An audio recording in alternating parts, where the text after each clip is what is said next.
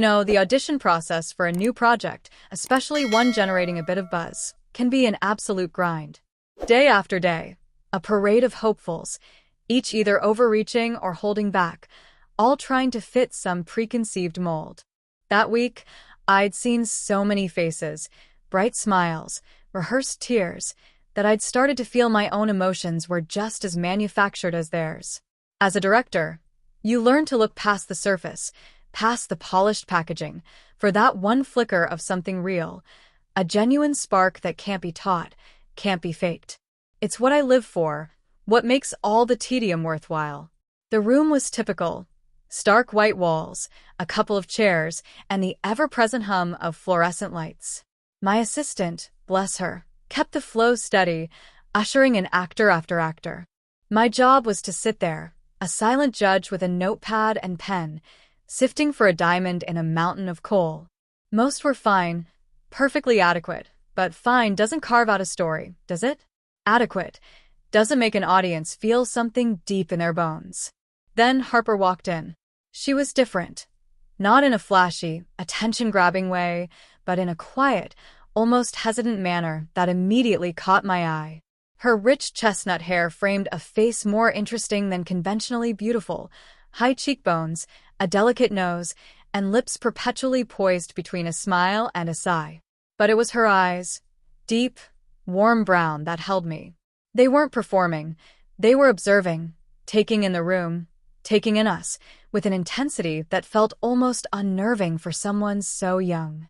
She looked to be in her early 20s, maybe 22, still carrying youthful vulnerability, but those eyes? They held stories I could tell. Stories she hadn't yet learned to voice. She dressed simply, a plain dark top and slightly worn jeans, yet she carried herself with an understated grace most polished, expensive-looking actors lacked. I noticed a nervous tremor in her hands as she clutched a small, dog-eared script, but her posture was surprisingly upright, almost defiant.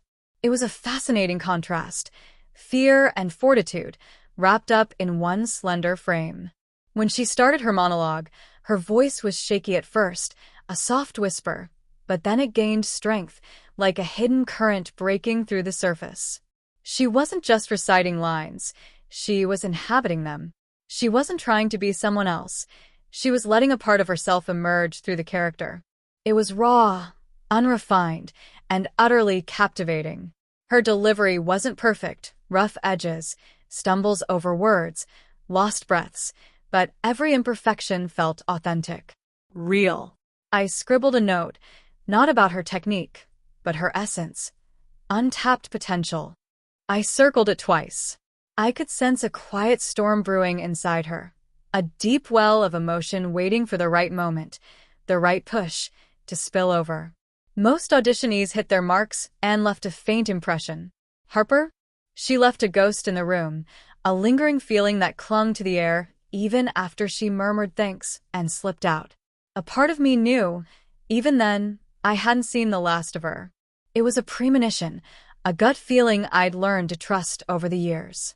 In a world of copies, different can be everything. The panel's decision was, as expected, a foregone conclusion. When Harper's name was called, she re-entered with her shoulders slightly slumped, even before the words were spoken. My co-producers, veterans of countless rejections, delivered the polite but firm news. Wonderful potential, one said, but we're looking for someone with more experience, a more established presence. The usual platitudes, meant to soften the blow but ultimately just empty words. Harper simply nodded, eyes downcast, a faint quiver in her lower lip. She didn't argue, didn't plead. She accepted the verdict with quiet dignity, a choice that spoke volumes to me. She thanked them, voice barely audible, then was gone. I felt that familiar tightness in my chest, the frustration that bubbles up when raw talent is overlooked for pedigree or polish. This industry chews up and spits out the genuinely gifted all too often, just because they don't fit the current mold. I tried to focus on the next auditionee, but my mind kept drifting back to Harper's intense eyes, the quiet power she'd brought to that sterile room. Later, as the day wound down and the fluorescent lights hummed tiredly, I wandered a less frequented part of the studio lot. Overgrown bushes, forgotten prop storage. I needed a moment, a breath of cooler air after the stale audition room. That's when I saw her. Harper was tucked away on a chipped concrete bench. Back to me. Her shoulders shook almost imperceptibly, and the low, choked sounds escaping her confirmed it. She was crying. Not loud, theatrical sobs, deep, soul-shattering tears, the kind that come when you're utterly alone and completely spent. Her worn script lay discarded beside her, a testament to dashed hopes. I paused, half hidden by a leafy shrub, watching. Her chestnut hair fell across her face, but I could see the tension in her small frame, the way she clasped her hands as if holding herself together. There was a profound vulnerability in that moment, a raw display of despair that felt almost too private to witness. This wasn't the composed, if nervous, actress from the audition. This was a young woman grappling with rejection, maybe for the 100th time, or maybe the first time it truly broke her. A wave of protectiveness, of deep empathy, washed over me. It reminded me of my early days. Countless doors slammed in my face before I found my footing behind the camera.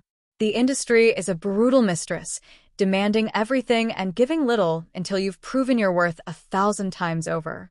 Most people give up.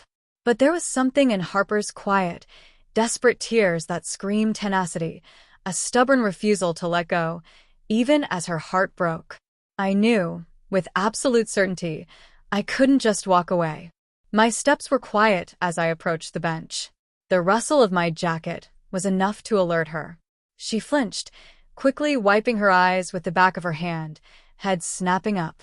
Her eyes, still swollen and red, met mine, embarrassment and alarm mixed. Her cheeks were blotchy, her expressive lips now pressed tight. She looked like a cornered fawn, ready to bolt. "Harper," I said, voice soft, trying to reassure. "Are you all right?" It was a foolish question, of course, but it was all I could think of. She stammered, fumbling to compose herself, pushing hair from her face. "Ms. Hayes," she mumbled, voice hoarse. "I'm so sorry. I was just leaving." She reached for her script, movements stiff and awkward. I sat at the far end of the bench, giving her space. "No need to apologize," I said, gaze steady.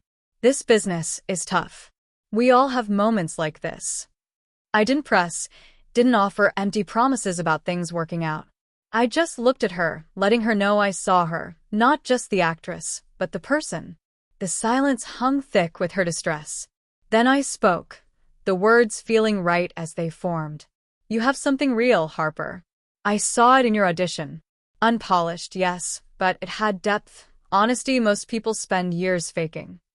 Her eyes flickered to mine, surprise momentarily pushing aside shame. "But I didn't get the part," she whispered, barely audible. "No," I agreed. "And that's a shame. But it doesn't make your talent any less valid. It just means you need a different push, a different path in." I paused, choosing my next words carefully. "I don't usually do this, but I'm offering you an opportunity. If you're willing, I'll mentor you, personally. Train you, guide you. No guarantees, but I believe in what I saw." She stared at me, wide-eyed, as if I'd offered her the moon. Disbelief warred with desperate hope on her face.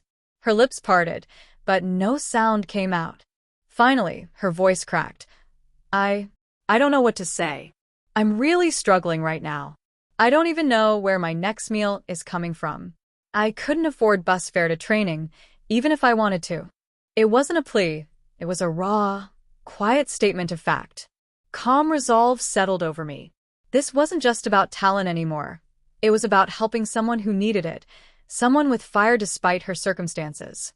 "Bus fare's covered," I said, firm. "And your next meal. Come on, let's get you something to eat. We can talk details over dinner." She looked at me, a flicker of awe in her brown eyes. In that moment, I knew I'd made the right choice. I took Harper to a small downtown spot that served incredible farm-to-table food. It wasn't ostentatious, but crisp white tablecloths, Soft lighting and the clink of silverware created quiet elegance. As we stepped in, I felt Harper stiffen beside me. She looked around, eyes wide with wonder and discomfort, clearly unaccustomed to such surroundings. Her worn jeans and simple top suddenly felt out of place, a stark contrast to the discreetly fashionable patrons. I led her to a quiet corner table, away from the bustle. Her movements were careful, almost reverent, as if she feared disturbing the immaculate setting. We sat opposite each other, and for a moment, she just absorbed it all. The polished wood, fresh flowers, hushed conversations. The shyness I'd noticed at her audition was amplified here. When menus arrived, she frowned slightly as she scanned unfamiliar terms and prices. "Order what looks good," I said gently, sensing her hesitation. "My treat." She nodded, a faint blush creeping up her neck. When the waiter came, I ordered appetizers and suggested a pasta dish I knew was exquisite, guiding her without making her feel inadequate. She agreed, voice still soft. When the first appetizer, delicate bruschetta with heirloom tomatoes, arrived, Harper hesitated, then picked up a piece. The first bite transformed her face. Her wary eyes softened, and a genuine, unburdened smile spread across her lips, the kind that reaches the eyes and makes them sparkle. "Oh," she breathed, almost a whisper. "This is incredible." Watching her, I felt quiet contentment. She ate slowly, savoring each bite, her shyness giving way to simple joy. She asked about the food, the restaurant, curiosity peeking through her reserve. Her gratitude was palpable, a stark contrast to the jaded indifference I often saw in regulars here. It wasn't just the food. It was the reprieve from her harsh reality. We talked about simple things, the city, changing seasons, books we loved. She relaxed gradually, shoulders losing tension, gaze meeting mine more often, less apprehensive. Her eyes, no longer red-rimmed, held a bright, eager light. By the time our main courses arrived, she was laughing softly at something I'd said, a melodic sound that filled the quiet restaurant. Sharing a meal, a small act of kindness, became something profound. I watched her uncurl, like a flower finally given water and sunlight. Her gratitude showed in every glance, every quiet thank you. It wasn't just about feeding her, it was about giving her peace, recognition, a sense of being cared for. I found myself unexpectedly moved by her quiet happiness. Mentorship began immediately. I didn't believe in wasting time, and Harper, urgent, ambitious, was ready to dive in. Our studio became her second home. I laid out a rigorous regimen that would have sent seasoned actors running. Voice exercises, movement classes, extensive scene study, character analysis, emotional recall work. Every day was a challenge, designed to strip away artifice and hone her raw talent into a precise, powerful tool. Harper met every demand with unwavering dedication, impressive, even exhausting to watch. She was a sponge, absorbing every critique, every piece of advice, internalizing it and applying it with fierce intensity. The awkwardness, the hesitant gestures I'd first noticed, slowly gave way to burgeoning grace. Her once stiff body learned to convey emotion without a word. Her quiet murmur of a voice gained resonance and flexibility, capable of expressing a wide range of feeling. I was meticulous, almost pedantic in my guidance. We'd spend hours dissecting a single line, exploring nuances, unearthing subtext. I pushed her to face uncomfortable emotions, to dig into her own experiences, not to perform, but to feel. She stumbled, struggled, had days of frustration and tears, but she never gave up. Her resilience was extraordinary. Our professional bond deepened daily. The studio, once intimidating, became a space of shared effort and intense collaboration. There were light moments too, brief respites where a shared laugh cut through the tension of a difficult scene. Sometimes, after a breakthrough, she'd look at me, eyes shining with understanding and relief. In those moments, an unspoken current passed between us, mutual recognition of the hard work, shared vision, and small triumphs. I watched with growing pride as the shy auditionee shed her shell. Her movements grew fluid, her gaze direct, her presence assured. It was like watching a sculptor uncover a masterpiece in marble. Each layer of fear and self-doubt she shed revealed more of the brilliant artist beneath.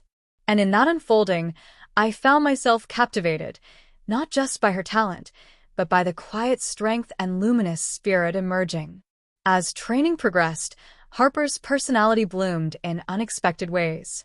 The quiet, hesitant young woman I'd found crying on that bench slowly transformed, not overnight, but gradually, like a flower opening to the sun. Her initial shyness lingered only in new social settings. In our workspace, it evaporated.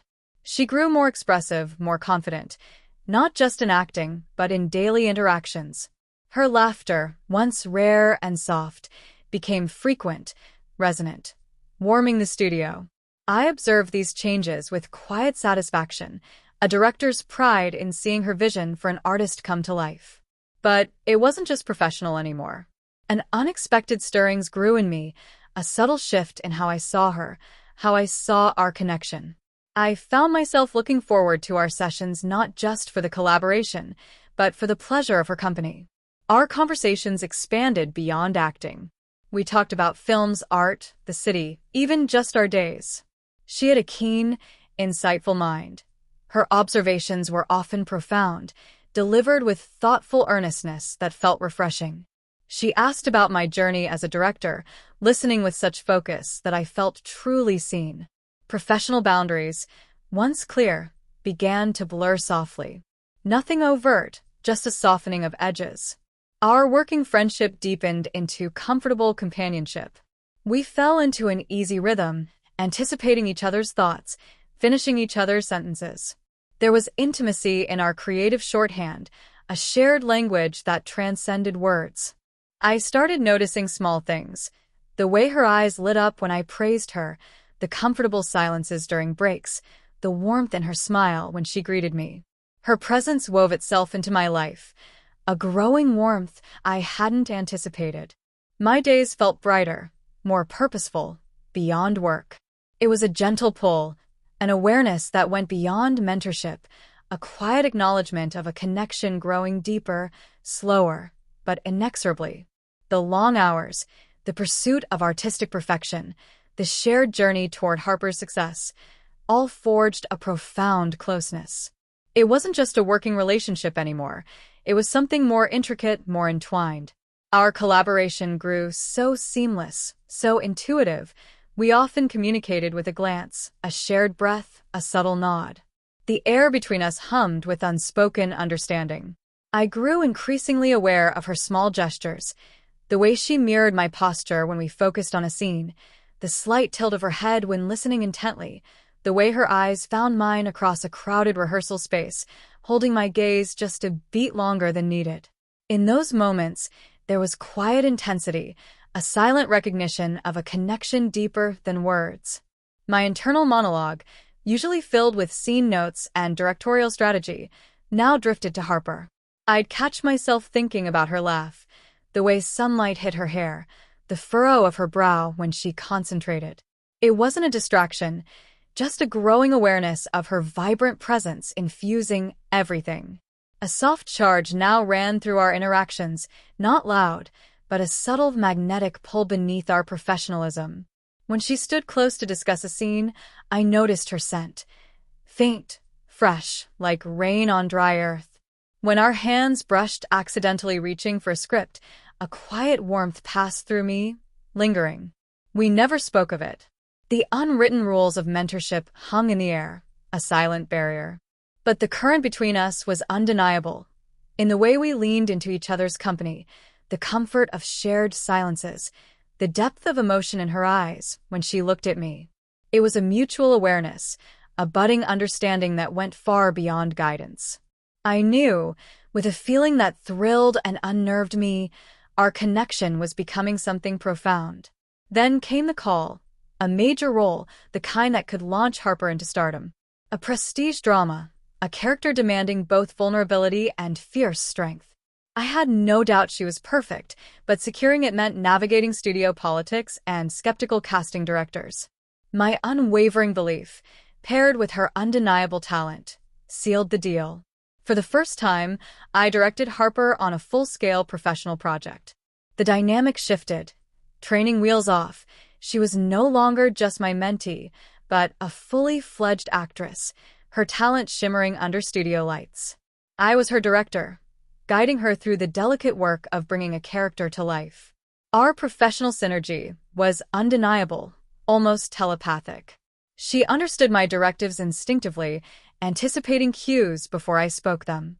It was like we shared a creative language, a silent conversation in gestures, expressions, and nuanced line delivery. Watching her on set, I felt that familiar director's thrill, seeing my vision executed perfectly. She poured every bit of her past vulnerabilities, struggles, and hard-won confidence into her performance. There was a scene where her character confronted past trauma.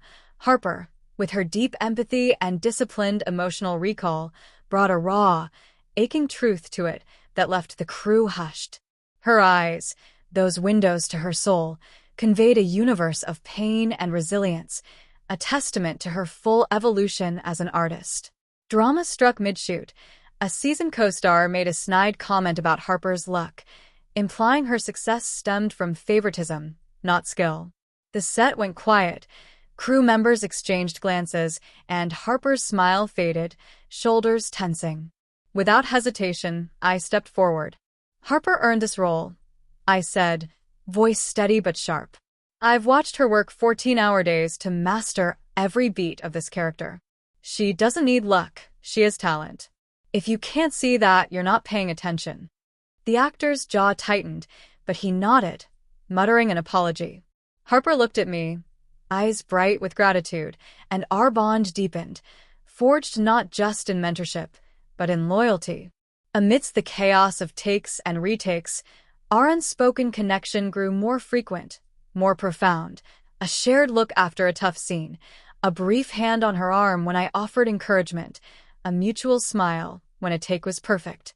These weren't just professional gestures, they held something deeper, affection and admiration that flowed effortlessly between us. The set, usually a whirlwind, would hush around us, as if the crew could sense the sacred, unbreakable bond we shared. The project wrapped, and initial buzz swelled into critical acclaim. Harper's performance was lauded, a breakout moment that solidified her as a formidable talent. It was a triumph for her, and for every painstaking hour we'd poured into her training, every doubt we'd pushed through. The film became a commercial hit, boosting my reputation, but it was Harper's incandescent screen presence that truly shone. To celebrate, I planned a small, private gathering, no grand event, just close crew, a few industry friends, and Harper. We chose a rooftop bar with sweeping city views, where conversations could unfold without noise. Harper, radiant and confident, was the evening's heart. She moved with easy grace I'd never seen in her, chatting, accepting compliments with humility and a sparkling smile. The shy auditionee was gone, replaced by a poised, self-assured woman with quiet strength. As the night wore on and drinks flowed, the mood grew intimate. I watched Harper from across the room, pride swelling in my chest. She caught my eye, excused herself from a conversation, and walked over. Her eyes, brightened by champagne, held mine with that familiar intensity. "Stella," she said, voice a little husky but clear.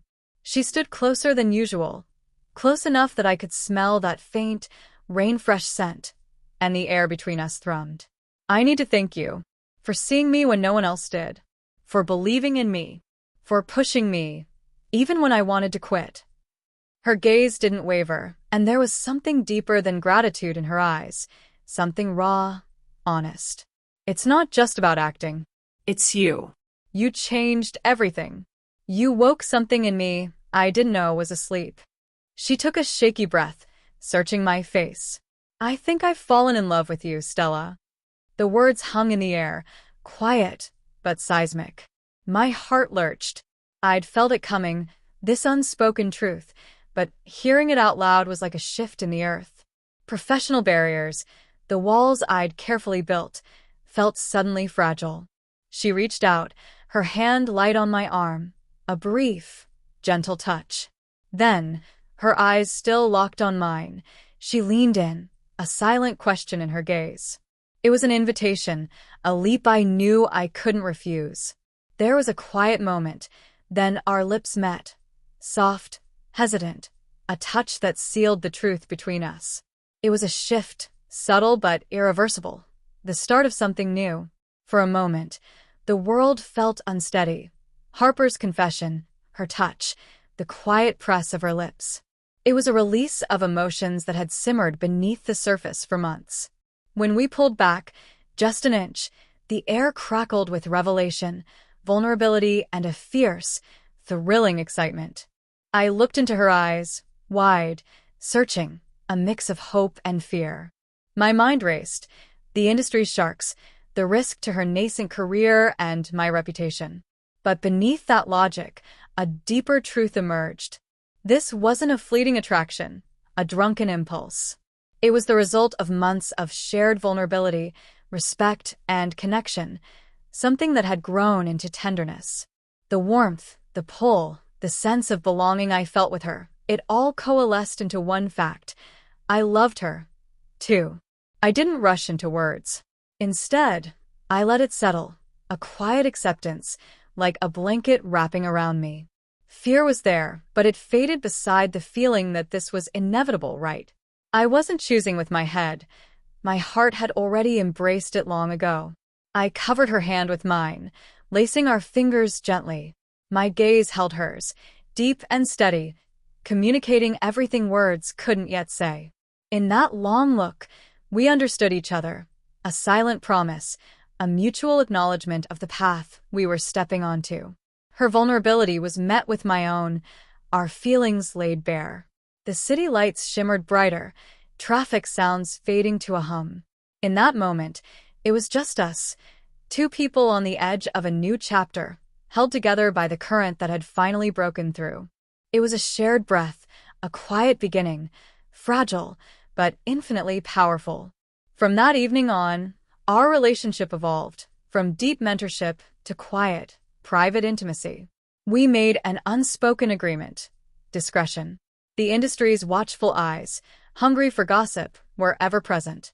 We both knew the stakes, the fragility of her rising career, the weight of my reputation. Our professional lives stayed outwardly unchanged. We collaborated, held meetings, discussed work with the same focus.